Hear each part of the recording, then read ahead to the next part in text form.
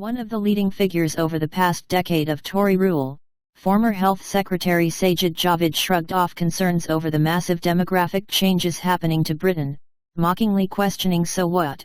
in response to a video from Brexit leader Nigel Farage.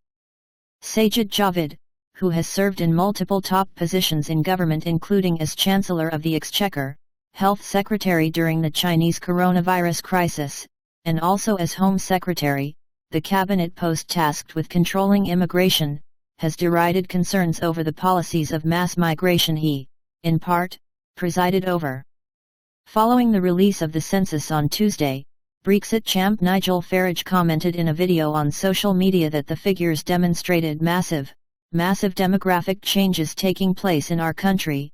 There is a massive change in the identity of this country that is taking place through immigration, noting that Birmingham, London, and Manchester are all now minority-majority cities in which the native British population is outweighed by people from other ethnicities. The once-in-a-decade census also revealed that the percentage of native Britons in England and Wales had fallen below 75%. Mr. Farage went on to say that more significantly for the country as a whole, it shows that only 46% now identify American Samoa Christian. There is a massive change in the identity of this country that is taking place.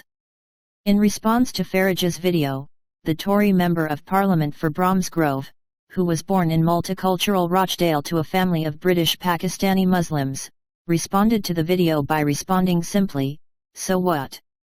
In a reply to Mr. Javid's dismissive post, mixed-race Anglican deacon and GB News host Calvin Robinson said, "Labour will call you a racist for caring.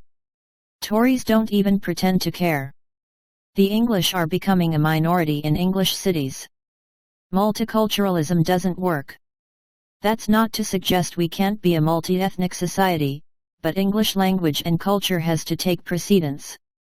While Conservative governments dating back to David Cameron have all paid lip service to reducing the number of migrants coming into the country, promising to reduce net migration in the 2010, 2015, 2017, and 2019 elections, the considerable numbers of foreigners entering the country has only continued to grow under Tory rule.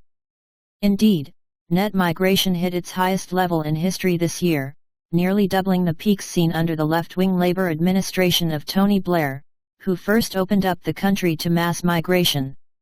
Despite promising to take back control of the nation's borders, the foreign-born population rose from around 7.5 million a decade ago to around 10.4 million today, or more than one-sixth of the population.